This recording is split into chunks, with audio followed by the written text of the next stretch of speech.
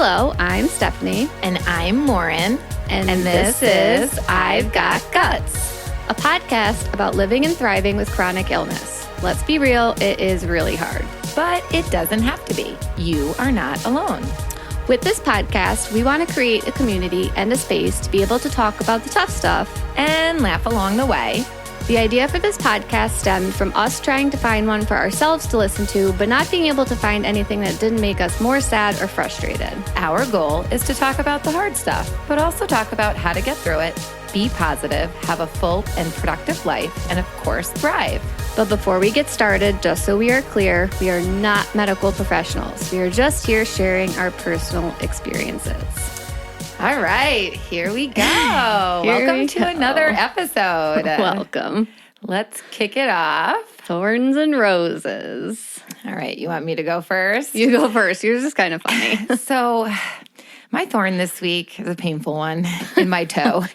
So I always get ingrown toenails. I know this is really kind of gross, but it happens. Yeah, it does. It's part of life. I think it has a lot to do with you're a runner. Right. When I'm running and the constant pounding and just what can happen to your feet when you run long distances. So I have this terrible ingrown toenail, and I always go get my pedicures every month, and they do an amazing job of extracting them. And if you've ever had an ingrown, they are very painful. So last night I was in so much pain. I'm like, I'm going to extract this myself. Oh, God. So I go. That's why I'm literally sitting here with no socks on and a bloody toe, airing it out because I tried so hard to get it out, and then I just kept digging. And I'm not good like these amazing ladies at the nail salon. So I did get it out, but now half my nail is crooked. It's swollen. And it probably hurts real bad. Bloody, and I'm just hoping I don't have an infection. Okay, yeah. Let's hope the swollen part will go down, but let's hope for no infection. I come downstairs last night with bandaged up toe. Sean's like, "What were you doing in there?" I'm like, "It's toenail extraction." Oh my God. Just a basic Saturday night thing, you know. Things are real wild with Sean and I on Saturday nights. Nothing like a good old ingrown toenail extraction. Kick off your evening. Oh my God. What about your thorn? My thorn is a hard one. Anybody who's actually tried to get pregnant or been through fertility knows that the 2-week wait is really difficult. And I was doing a really good job of remaining positive, but I let myself go down a rabbit hole for 2 days this weekend, really, of what if this transfer didn't work. And it hasn't been pretty, but to me, it's just a reminder that we are only human, and it is okay to have feelings, especially when you're doing something that is so big and so important to you. Yes, yeah, absolutely. And you know what I think? You've had more positive energy and experiences around all of this. 2 days is just you feeling those feelings, honoring them, letting them come out, and then realigning with what is happening. Yeah, because we're close. We're literally 2 days away from our, blood test to find out if we're pregnant or not. So it's like hard to not go down that rabbit hole a little bit, you know? Yeah, absolutely. And I think too, you weren't working this weekend. Obviously, it's the weekend. So whenever we have more time, it's more time for our crazy brain, that monkey brain, I call it. Yeah, seriously. That starts monkeying around and it sends you down a crazy spiral. But the beautiful thing is you've had so many more amazing, high, positive moments that cancel out these 2 days, Yeah.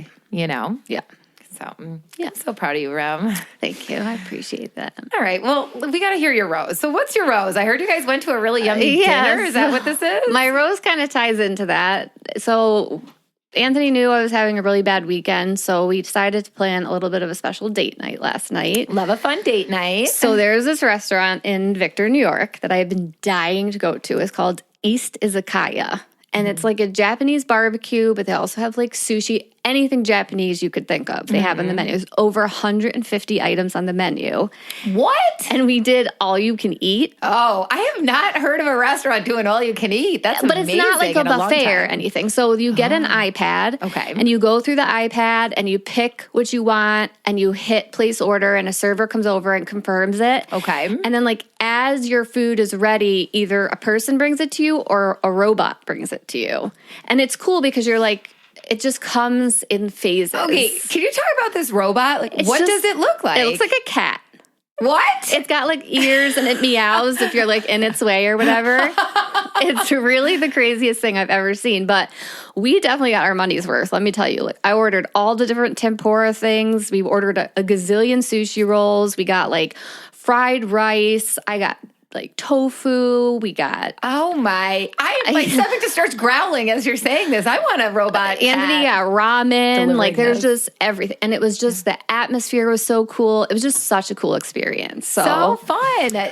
Do they do gluten-free? Do you know? I don't know. Because we did the all-you-can-eat, we only had the iPad to look at. Couldn't really see all the options. You'd have to call and ask, but it was a really cool experience. And then after that, we went to the mall, and we did go to Build-A-Bear, and we made our baby their first stuffed animal. Yes, I love it. What kind of animal did you, or stuffed animal? It was a teddy bear. And because the lady at the store made a good point. We would have never thought of that. She was like, if it's for an infant, you want to make sure it doesn't have like the beady glass eyes.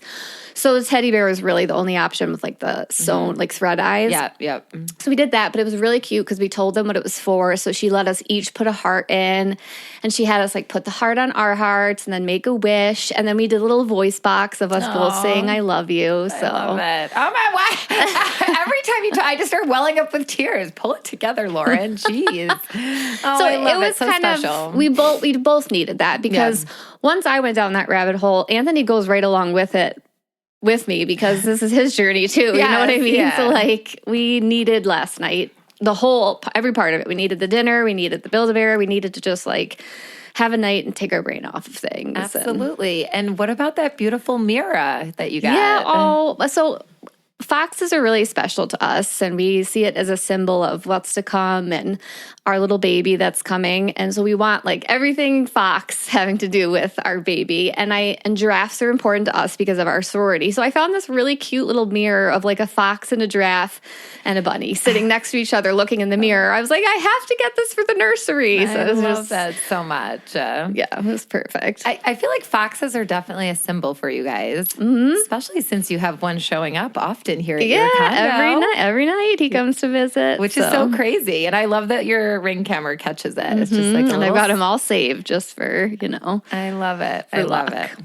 Means you're on the right track. That's right. How about your rose?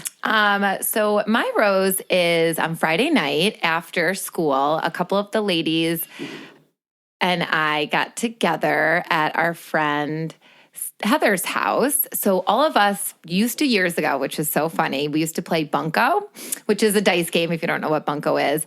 And we would play it for years. I think I don't even know, 5-6 years. We went through the phases of us all being, a lot of us just newly married or single, to getting married, to having babies. Like I was there for some of them. Yeah. And sometimes when we would need a sub, we'd tap into some of our own girlfriends. And you came, I think Grandma Ann came and your mom Tony came one time to fill in the subs. And so it was just this fun group. Once a month, we would always get together and, play bunco and host at each other's house. And we would eat, we would laugh. It was just that girl time we all needed, especially when all of our babies were young and we just needed a break. Yep. So once COVID happened, we kind of stopped and we never got back into it. So 2 months ago, one of the girls revived the thread and we got together and then we're like, why are we not doing this? But you know what? We don't want to play dice. We just want to hang out. Let's just get together and have good food and some cocktails and just spend time together. And it's a really special group of ladies and we always have a great time. And yeah, that was my rose. I slept over, so I made a good choice so I could enjoy my cocktails. Yes. Had a little sleepover. Connor's like, I got a sleepover tonight. And Connor's like, Mom, I want to have a sleepover. I'm like, sorry, buddy. Some adult-only sleepover. Literally. We'll do another one for you a different time. So, yeah, it was a really great night with a bunch of amazing ladies. Oh, I'm so glad you got to do that. Yeah, me too. All right, our shout out. Yes. We are shouting out our good friend, Liz.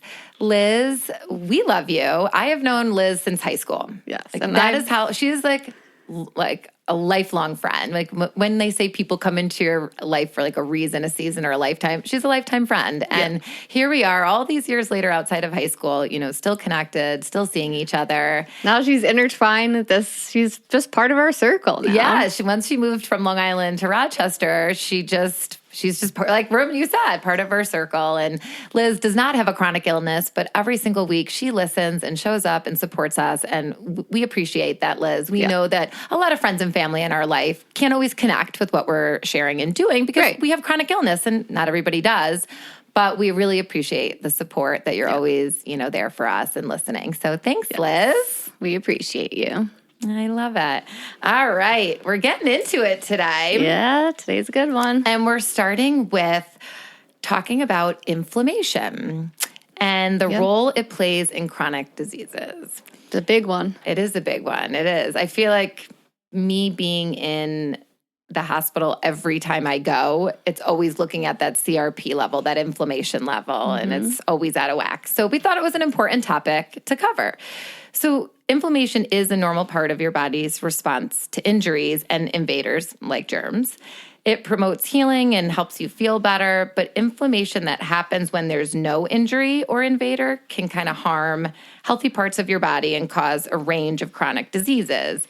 And there are two main types of inflammation. So acute inflammation, which is a short-term response that helps the body heal from injuries or infections that you may have. And then you have that chronic inflammation, which is something that I have.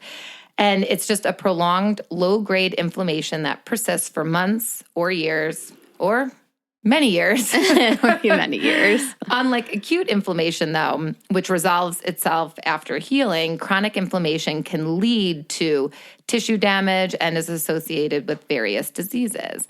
But you know what's really interesting? I always thought inflammation is the source of it all. But as we were doing research for this episode, inflammation, they kind of talked about myths and misconceptions, and that inflammation is the root cause of most illnesses, but not all. So a number of chronic diseases are accompanied by some type of inflammation. And in many cases, controlling that inflammation is an important part of treatment. And it's true that, unchecked inflammation contributes to long-term health problems, but inflammation is not always that direct cause. It can kind of show up in different ways. So, if you think about like cardiovascular diseases, that's persistent inflammation can damage blood vessels, contributing to conditions like heart disease.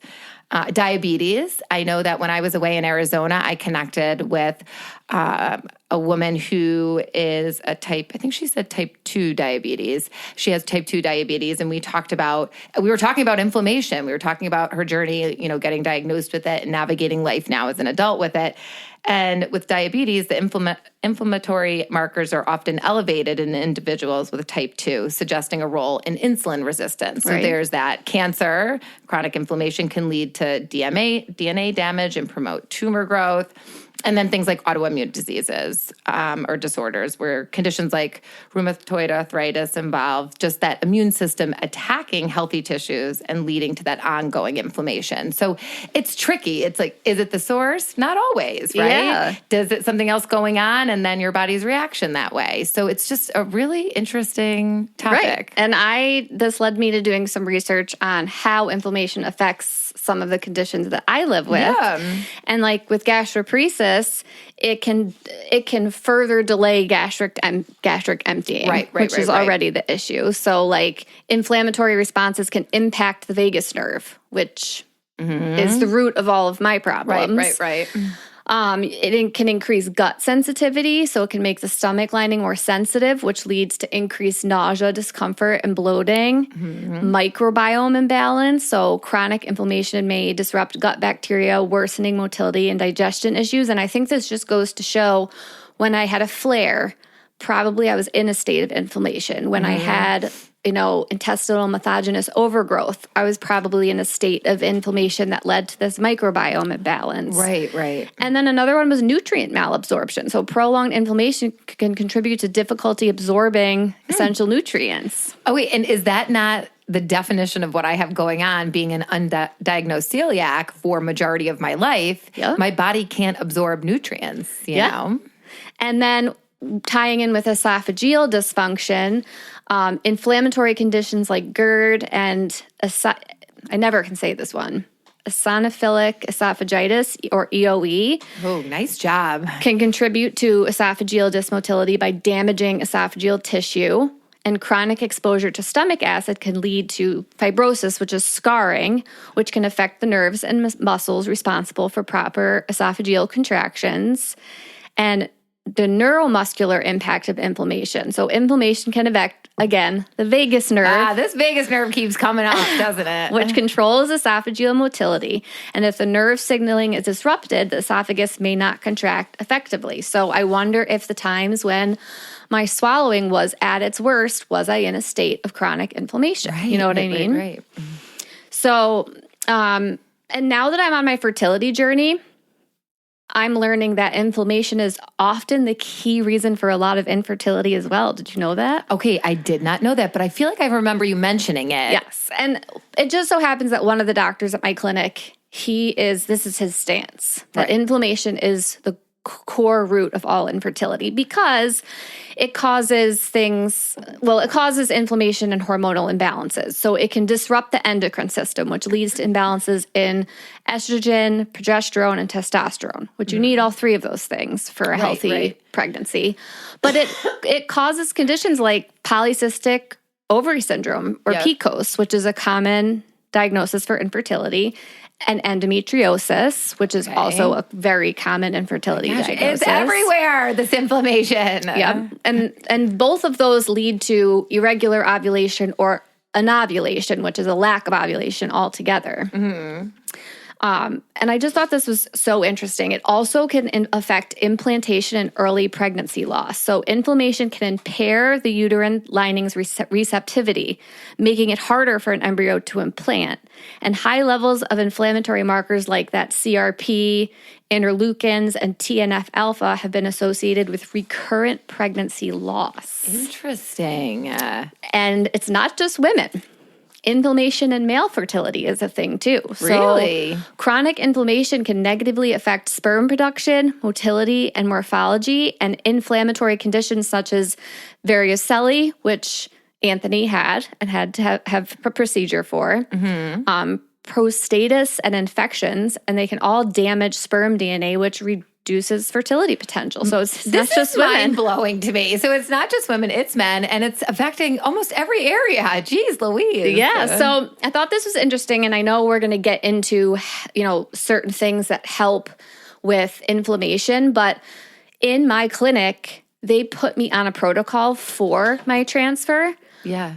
And they put me on these 2 specific medicines that just help with inflammation. And I thought it was so interesting when I did some research on them because I'm wondering if I need to stay on these because I know, I was going to say, can you just write down this cocktail for me? Because I'm kind of feeling the best I've ever felt. So one of them is called LDN, and that's low dose naltrexone. Okay. Typically it's used for opioid addiction. But at low doses, it has several mechanisms that help reduce inflammation. So it reduces pro-inflammatory cytokines. So it decreases inflammatory markers like blood markers. Okay. Which are associated with chronic inflammation and tissue damage. And it supports gut health. So it's shown to reduce gut permeability, which leaky gut, which is a key driver of systemic inflammation in conditions like gastroparesis, irritable bowel syndrome, and Crohn's disease. Okay, I am just mind blown right now. So this LDN med, how long have you been on it now? When did you start? Almost a month now.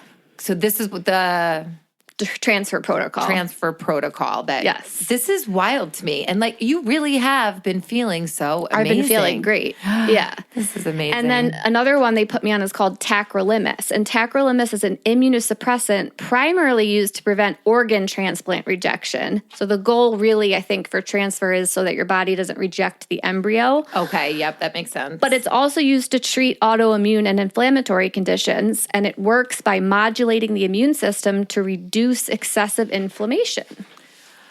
Oh, wow. I cannot get over this. Isn't that crazy? Like I'm definitely going to take note of these medications. I know. I might talk to, I see my gastroenterologist on spring break, and I might say to her, like, hey, is this something I might consider being on all the time? Because I'm feeling pretty good on it. Right. Yes. And is it something that you can be on all the time? And if not, why not? Right? Exactly. And I think too, this whole fertility journey has you learning so much, not only about yourself, but just about the body as a whole and how this whole system, everything works together. It's crazy. It really is. It's wild. So, I guess when we think about inflammation, a lot of times, there are medications that we can take, but there's also changes that you can make in your diet and different strategies you can use to help reduce inflammation. And I found I know this because my doctor, Dr. Goldstein, has a whole website about the Mediterranean diet. He's very, very just all about it, about it.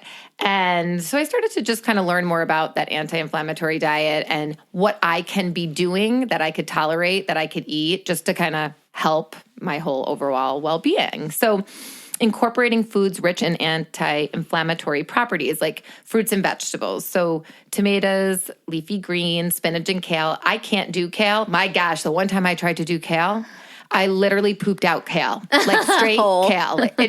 My body could not digest it. But also I couldn't digest lettuce for a while. I also poop out straight lettuce. It is the most bizarre thing, but it just shows my body is unable to break it down. So am I even getting those nutrients? I'm not sure. But funny enough, I can eat spinach. Okay, so there you go. So it's just trying to figure out what works for you. And fruits like strawberries and oranges are beneficial. And I know, Room, you've been doing a lot of juicing lately, which you kind of inspired me. I think I might invest in a juicer myself to try to get, more fruits into my body. And then healthy fats are supposed to be really good for inflammation. So olive oil and fatty fish such as, salmon or mackerel, they provide that omega-3 fatty acid known for their anti-inflammatory effects. Nuts and seeds. I mean, I love nuts, but I can't always eat them. Yeah. Almonds and walnuts are really good healthy fats and they have antioxidants in them, but I can't always digest a nut. Ever tried pooping a whole nut? No, I was just going to say, painful. For someone like me, the Mediterranean diet is hard, but I have it's taken me a long time to figure out what I can do that's anti-inflammatory foods that I can eat that are safe for me. Right. But for the most part, I can do olive oil and fatty fish all day long. I can have salmon, I can have olive oil, definitely no nuts and seeds for me. Fruits have to be juiced or cooked extremely well. And even if they're cooked really well, fruits are still just really hard for me. So juicing's the only way to go with me. Right. For and fruit. then I think when you juice it, right, you're preserving more of the nutrients. Whereas I feel like when you cook, it can lose its nutrients. Can lose right? its nutrients. Yeah. And then for me, vegetables have to be cooked and peeled. Mm-hmm. Mostly I could do things like carrots and sweet potatoes. Yeah. Tomatoes and leafy greens, I can't do any of those at all costs. It would destroy me. But also another thing to think about, lean protein and tofu is actually really good anti-inflammatory foods as well. Really? Yep. And what is tofu? Tofu is soy. Okay. And it's flavorless and it's all dependent how you cook it. You know what I mean? It took me a while to get into it, but now that I've played around with it, I love it. Like I told you, I ordered it last night and I was chowing down on it. Yeah. I would love for you to share some recipes with me and I could maybe try some tofu situation because, hey, if I can digest that, which I know I can. I've had it before. Very easily digestible. Yes, but it's just a matter of getting it to taste good enough for me and Connor to enjoy. Yeah. Oh, I love it. I make little... I call them tofu nuggets. So they mimic chicken nuggets. Ooh, yeah. I love that. We'll have to share some recipes with us. All right. So utilizing anti-inflammatory herbs and spices is another way to address inflammation. So certain herbs and spices possess natural anti-inflammatory properties like turmeric and ginger. And these spices contain compounds that may reduce inflammation and alleviate pain, which is so interesting. Green tea, that's really rich in antioxidants, and green tea can help combat inflammation. I love green tea. See, I can't do green tea. I'm drinking an olive matcha right now, but I had a green tea yesterday morning. Oh, it's just so good. I love it with like a little honey lemon ginseng in there. Ugh. It's so good. Yeah, I can't even smell green tea. Which is so crazy, right? Cinnamon is another really good one. It's soothing, and cinnamon helps regulate blood sugar. Really? Okay. When I stayed over, this just made me think, when I stayed over at Heather's house on Friday night, she made us cups of coffee, and she's like, I've been sprinkling cinnamon on my coffee. Yes, it's very good to add into whatever you can add it into. Well, there she goes. And she is definitely on a health journey, just trying to do her best. And I think I'm going to try that. I love cinnamon so much.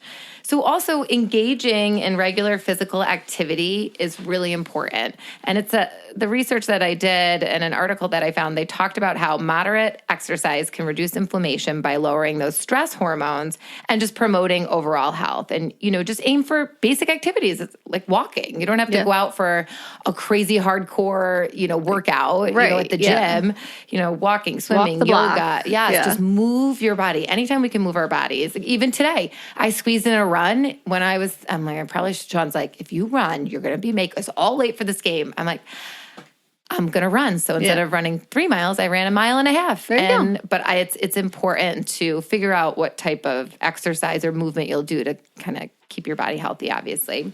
Managing stress levels. I feel like we've talked about that a lot in our last 2 episodes about just managing stress and how chronic stress can exacerbate inflammation. And it practices just like we've talked about medication and deep breathing, Reiki, spending time on doing things that you love, like feeling good at the heart of it all helps with inflammation. And sometimes you don't think that, but it really does. It's true. Here's one I'm real bad at. You are real bad at this. I'm real good at it. You're so good at it. I'm so bad at it. I need help. Ensuring quality sleep. Yes. So I will be real. I always say I don't require a lot of sleep. That's what I always say. You do, though. Right, I do. Exactly. But I say it like I'm casting the vision. I don't require a lot of sleep. I think for me, and I think I'm guessing most parents out there can feel the same. You were so busy all day long doing all the things and then once Connor was here doing all the things for Connor and, just running a household and doing all the things, when he's in bed finally and we can wind down, that's my time. That's my quiet time where I'm alone. You know what I mean? Where I can get things done. Yep.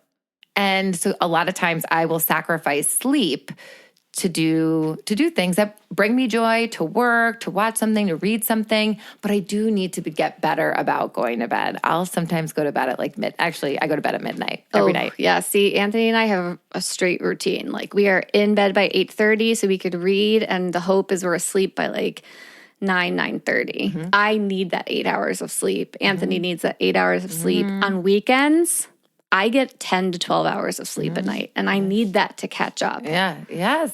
And I always say I don't, but I obviously probably do, but for me, I value that time alone where I can get things done, right. A lot of parents say that, and I'm sure our tune may change when we become parents. I was going to say, you guys keep enjoying all those 8-hour nights. You're going to say goodbye to those for a couple of years. But that's the thing. You'll say goodbye to those for a couple of years, and then you'll have it back. Yeah. You'll have it back. It's always a cycle. But even though Connor goes to bed, sleeps through the night, I need to make better choices. And they say that, adequate restorative sleep is crucial for regulating inflammation. So I'm not doing myself any favors by staying up. And they say you should aim for 7 to 9 hours per night and maintain a consistent sleep schedule. So that is something I'm going to work on because I feel like I really need to. considering natural supplements, that's something too. You know, for me, it's always been kind of tricky with supplements because my body can't absorb it. And then I end up just like excreting it out. Yep. But certain supplements may aid in reducing inflammation. Omega-3 fatty acids that are found, you know, in fish oil can help.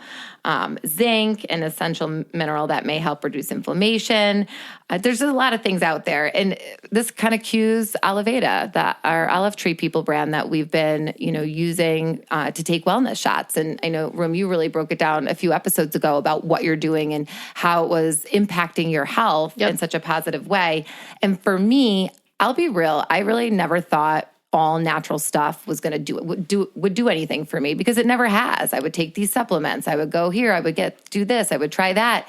It never made a change. Right. Until I was open to it. I decided to try these wellness shots or these wellness products because of hydroxytyrosol.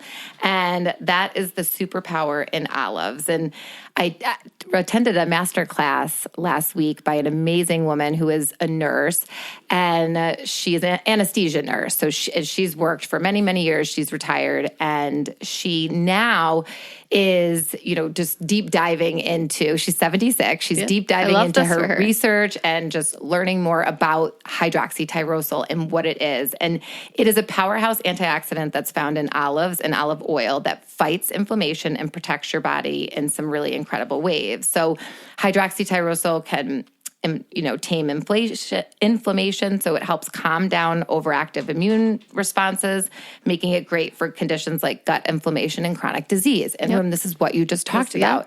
It was helping you regulate what you left Miralax. My bowel movements. Yes. You've said goodbye to Miralax and you made a change. And then for me, I finally started to feel that shift within me, that I didn't feel that achy, hurting feeling all the time. I would say, like, I need an ibuprofen. I feel inflamed, you know?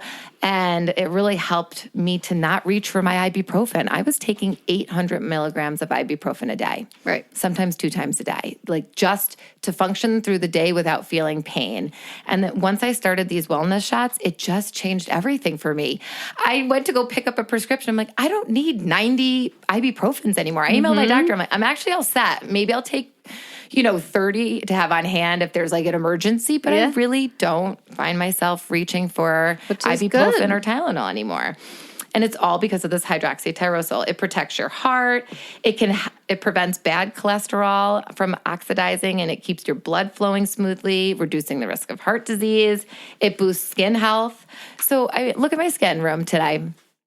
I don't have one pimple on my face. I know. Not one pimple. And inflammation can show up on your body and on your skin as rosacea, eczema, acne. And that was happening to me for a really, really long time. And I was saying earlier when I first got here, I was like, I read something about hydroxytyrosol, and I'm like, I don't know what this means, but it says it crosses the blood-brain barrier, which helps with brain health. And I'm like, what does that even mean? So, of course, I dig and we started doing a little research, and turns out that when a compound crosses the blood-brain barrier, it means it can pass from the bloodstream to the brain. I'm like, okay, that makes sense. And the blood-brain barrier is a protective layer of tightly packed cells that kind of shields the brain from harmful things, right? So for hydroxytyrosol, crossing the blood-brain barrier is significant because it means the powerful antioxidants can directly protect brain cells from oxidative stress, right? I'm like, this is so wild. And this ability makes hydroxytyrosol so unique compared to many other antioxidants, which often cannot reach the brain as effectively. So you can be eating foods that are rich in antioxidants, but it's not rich enough to cross that barrier to support your brain. So if you're looking to support that brain health, hydroxytyrosol is the way to go. I feel like you learn something new every day. Yep. So it's just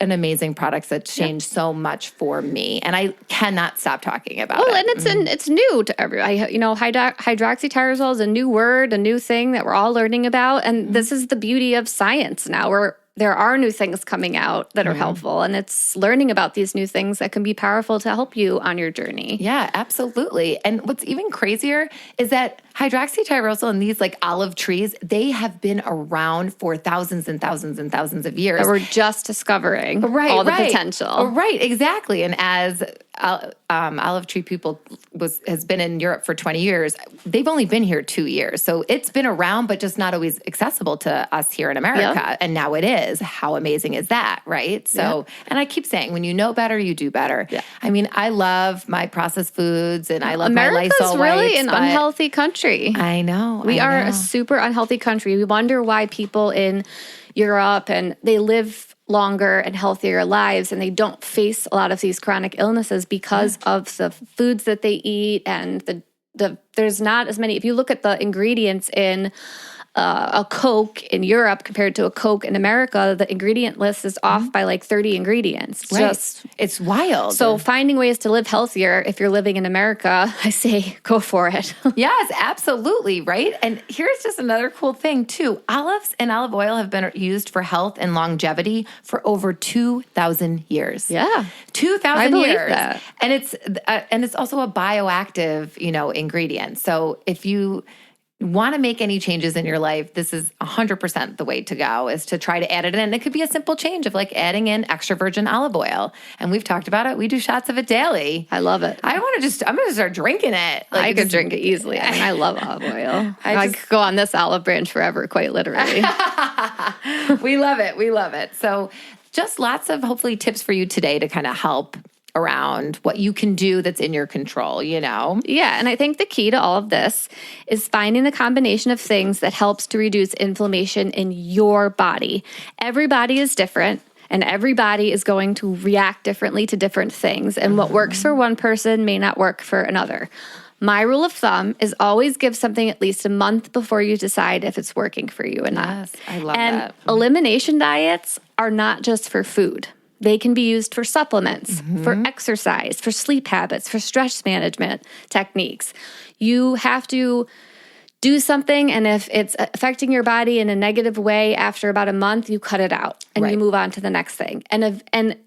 Results will not happen overnight. You have to give your body time to adjust, especially if it's used to living in a state of chronic inflammation. It's finding that key balance of things that work for you. Like I keep talking about how healthy I am right now. I was diagnosed with all of these things in 2019. It's 2025, and I'm just now finding my balance.